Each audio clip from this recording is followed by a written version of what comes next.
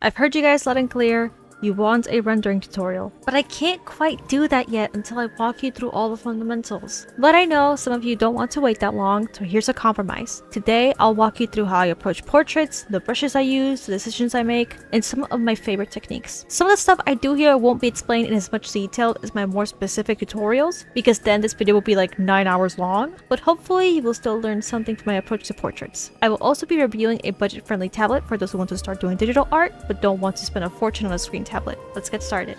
The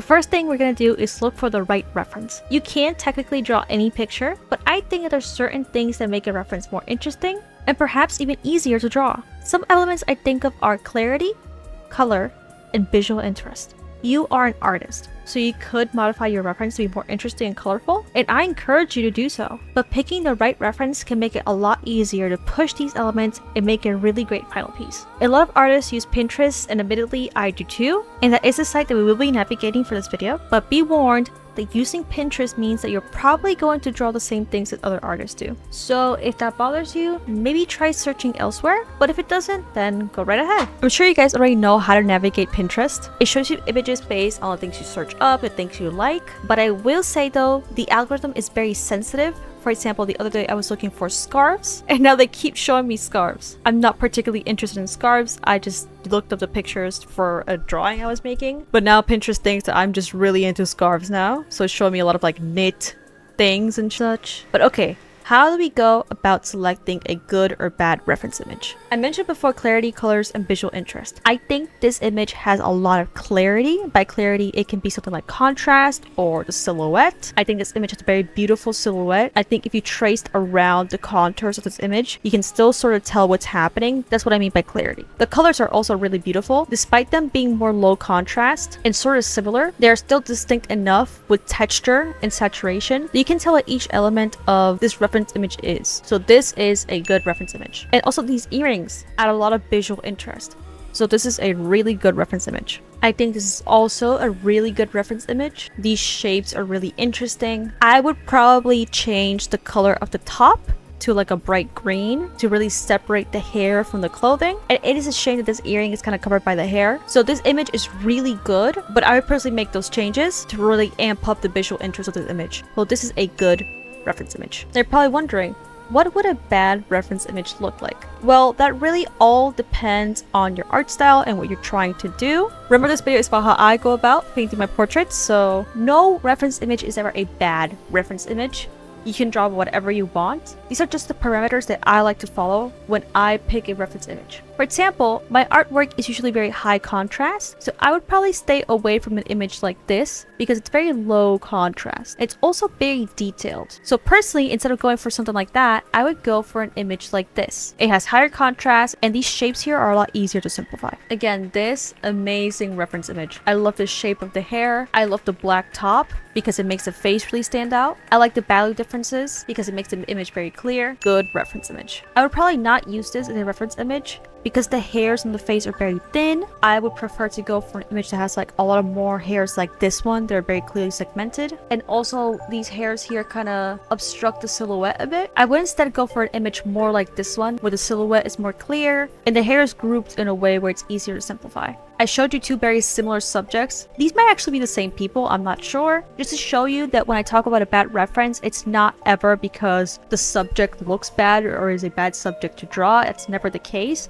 It's usually about the photography itself, the lighting, the colors, the shapes, the visual clarity, the elements. And again, this is all according to my taste. Selecting a good reference image basically just boils down to what your strengths are and what your goals are. So if you see in my case, I like high contrast image with clear shapes. You have to think about what you like drawing or what you want to practice drawing, what colors you like, what shapes you like. You might be the opposite of me and only want to look for low contrast image with tons of detail. So really just think about what you like drawing, what you want to draw, and look for those elements in your reference images. I will warn you though, most independent artists do not like it when you use their images as references. So try your best to only use reference images for from life. And if you really want to use something that somebody drew, try to use reference images from published works like manga, anime, cartoons, especially art books. Yeah, just be very cautious that you are not infringing on anyone's copyright or that you aren't making anyone uncomfortable and using their work in a way that they don't want it to be used. I ended up going with this reference because I like the silhouette, I like the visual interest the headband adds, I like how neutral the lighting is, so I can go in and add any kind of dramatic lighting I want or just use my creativity to push the colors however. Now you have your references, you will need some tools. As I mentioned, I partner with Parblo to show you their Intangbo H7 tablet. It is on the more affordable side when it comes to the tablet market, and it comes in super cute colors. I really enjoyed the packaging. Here I am doing a bit of an ASMR unboxing for you guys. I will mention it shipped really quickly. I don't exactly live in the US, so things usually take about a week or 3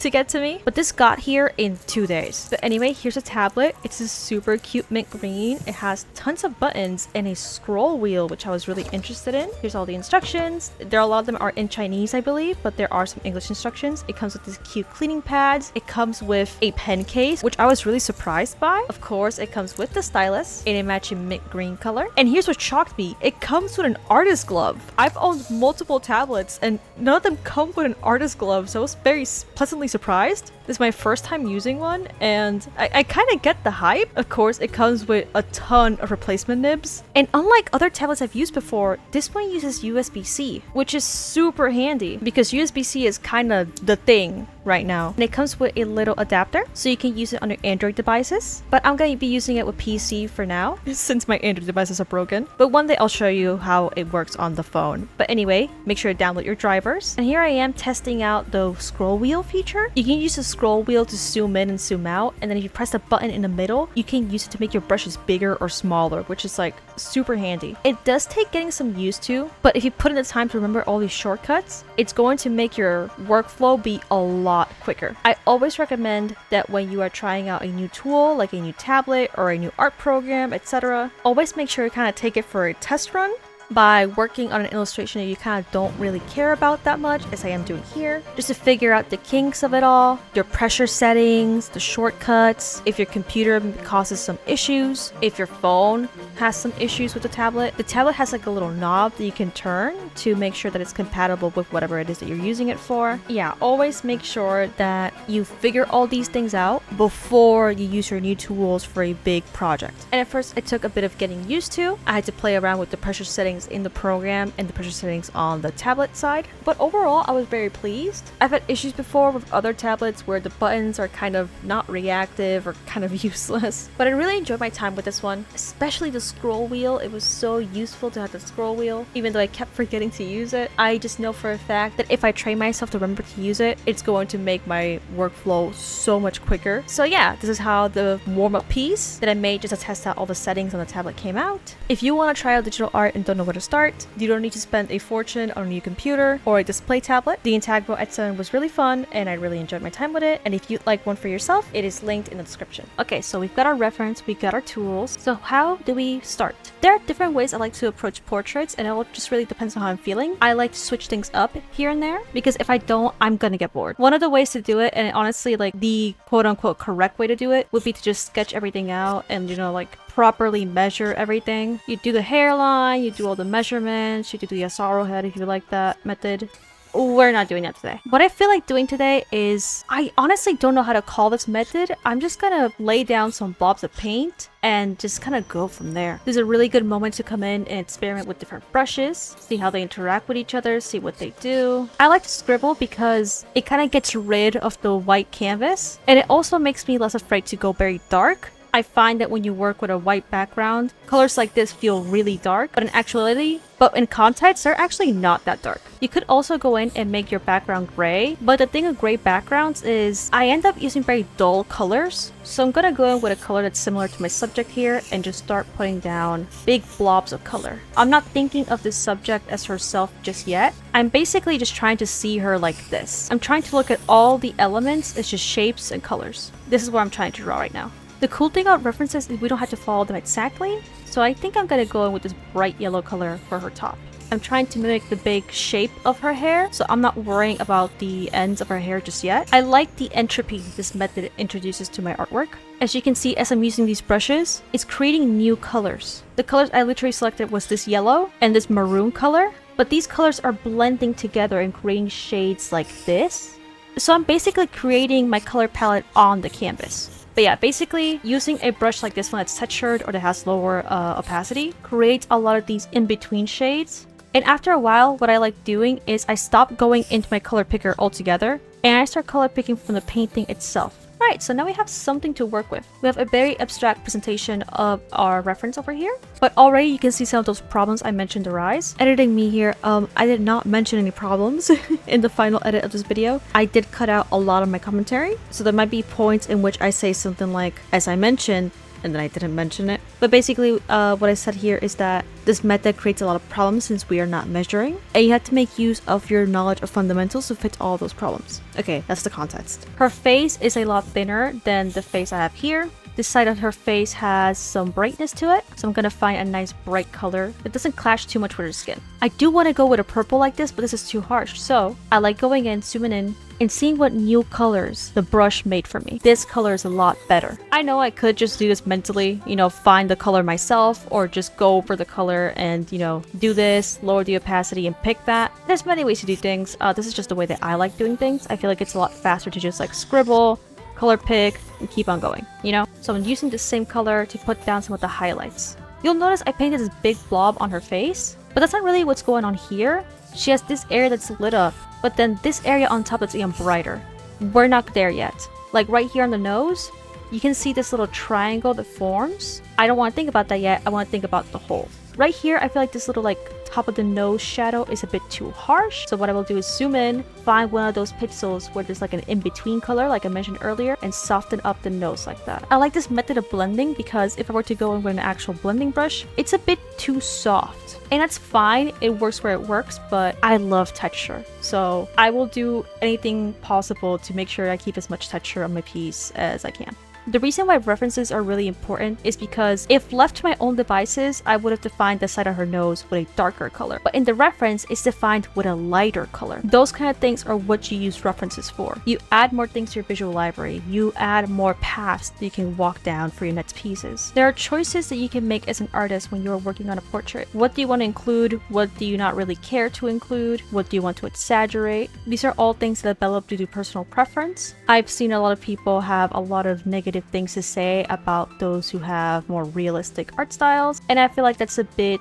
I'm not a fan of disrespecting other forms of art for something as superficial as like not really understanding why they do certain things, and calling people like printing machines or whatever is a bit... it's just not nice, you know, because I think anybody could say something like that about any kind of art style. I asked you guys a while back about mean things that your art teacher has said, or nice things too, but a lot of them were mean things. And a lot of you talked about how your art teacher hated anime art styles. So I think a bit more positivity all around will help. I know that a lot of the anger towards realistic art styles is because it's seen as like the art style, like the correct one. But at least for me, I respect the human form a lot. I respect the work that the old masters put in to understand the human form and break it down mathematically so that future artists could know how to draw it better. Of course, my art style isn't fully realistic, as you can see, but I think that a really well-balanced artist is able to respect all art styles and take things from all of them, which is kind of what I try to do. I think my goal is to be so influenced by as many parts of humanity and by many forms of expression that you can't really pinpoint like one or two. I think people have tried before. They're like, have you ever seen this show, or do you follow this person? It's always like,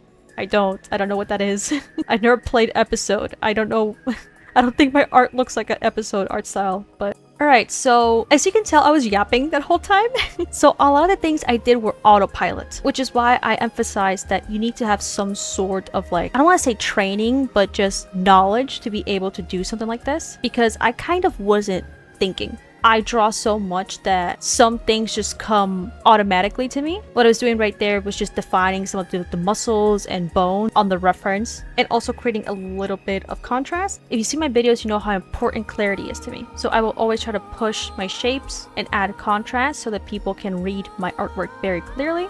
I think if people can't tell what something in a drawing I made is, that is a failure on my part. But yeah, now I'm going in with a little bit of black. This is something I like to do in a lot of my illustrations. Save the black for doing, you know, these sort of like outlines. As I said, I try not to erase too much, so even if these are like a bit chicken scratchy or not too close to the line that I'm actually lining, I just leave it there. I'm just kind of training myself to, again, just not see anything I make as a mistake. I think this will also make it easier for me to draw. I'm sure you guys have seen those videos where like artists go like this, they draw lines over and over and then like undo them. And sometimes there's like a couple of lines in there that were like actually like really good, but the artist has agreed. And that's your choice, that's your prerogative to know like what is the best line or what you're looking for, but sometimes you're just being a bit too hard on yourself. By the way, I'm going in next to the white highlights with some black to really make those highlights pop. Here's without the black, here's with the black. I feel like it makes the whites look even whiter. Alright, now it's time for the fun part, the hair. I know a lot of people struggle with curly hair, but it's honestly so easy and so fun. I'm gonna go in and define some of these little gaps that she has on her forehead first, so that when I go in and I start defining the curls, I have to worry a little bit less. By the way, I have a hair video coming up, so if this explanation is a bit too big, don't worry, I have a more in-depth explanation coming in soon. Alright, so I don't want you to focus on the curls just yet. I want you to focus on the areas of light. So I see that this area, all of this is illuminated. Anything that I didn't highlight here is in shadow. So I'm just gonna go in and make these areas be a bit darker. I kind of like separation of the bang here, so I'm gonna do some creative liberty and not really separate the bang there. These are things that you can do. You can break away from the reference if it adds clarity and visual interest. When I'm going in and adding these shadows now, since I have my basic forms, I can go in a little bit more detailed. All I'm doing is making a pattern like this. That's all I have to do for curly hairstyles, honestly. It's either C patterns like this or S patterns. And the bigger the distance between like the S loops, the less wavy the hair is. The smaller, the coilier. It's really that easy. So I'm going in with this pattern all over and define the areas that are in shadow. I think it's very easy to overdo hair and make it too detailed. There's just so much to talk about with hair that, and I will in that future video I mentioned, but just in general, less is usually more. Okay, so look at that. Those are the shadows. Now we can go in with the midtones or highlights. I'm gonna try and find like a more interesting color to define the highlights with. Right, I think this is a fine color. So now I'm going in with these smaller sort of C shapes and just defining the hair. I'm gonna do some color variants here and there whenever needed if I feel like it's blending in with the surrounding a bit too much. This is why you need to learn your fundamentals before going into a process like this. I am making like a million choices and using my visual library and everything I've learned to make these choices. I'm thinking about contrast, shapes, forms, colors. Right here, this area, I'm not too convinced by it. I feel like it's blending in a bit. So what I could do is add a bit of shadow under the hair to really separate it from the skin. Now let's assess this choice. I think it made the drawing better. So even when working with a reference, it doesn't inhibit my ability to be creative and make my own choices. I can still interpret it however I want. I can choose how much I want to stick to the reference, and by virtue of the process that I'm using, the entropy will make it so that I will create some unique shapes that I could not even have predicted myself. So right now, the hair is looking quite different to the hair on the reference. Her hair is kind of pointing down a bit more. It's also a lot coilier. To fix that, I'm going to go in with a smaller brush and make these coils point down. Going back and forth with darker and brighter colors is why I love color picking. I can make these decisions very, very quickly. Also sure you've noticed that I work mainly on one layer. What I'll do is I'll make like the main layer and then I'll go on top to make changes that I'm not too sure of, that I might screw up on, so that I can always go back to the previous step whenever I need to. And whenever I'm satisfied with how a step is looking, I can go in and merge it. I'm going to push the perspective here, make this side of the hair go in a bit and then this side to go out a bit, so it looks like she's looking to this side a lot more. Alright, and I think I'm pretty much done here. So now that we're done with this piece, we can have some fun with it with blending modes. Something I like doing is duplicating my artwork. Ooh, I quite like that. Alright, let's merge that. This is the fun part about art. You just never know what's going to happen. I'm gonna clip this so that it doesn't overlay like that, and then just go into all my blending modes and seeing what happens. This is color dodge, makes it really bright. This is add glow. This is heart light. I quite like that. This is vivid light. A bit too harsh for my liking. This is exclusion. That is so interesting. Look at that. I didn't really like any of the blending modes. So what I'm going to do here is duplicate it once more, just in case, just because I don't want to lose the original artwork. And I'm going into edit. I'm not sure if OBS will record this, but I'm clicking on edit.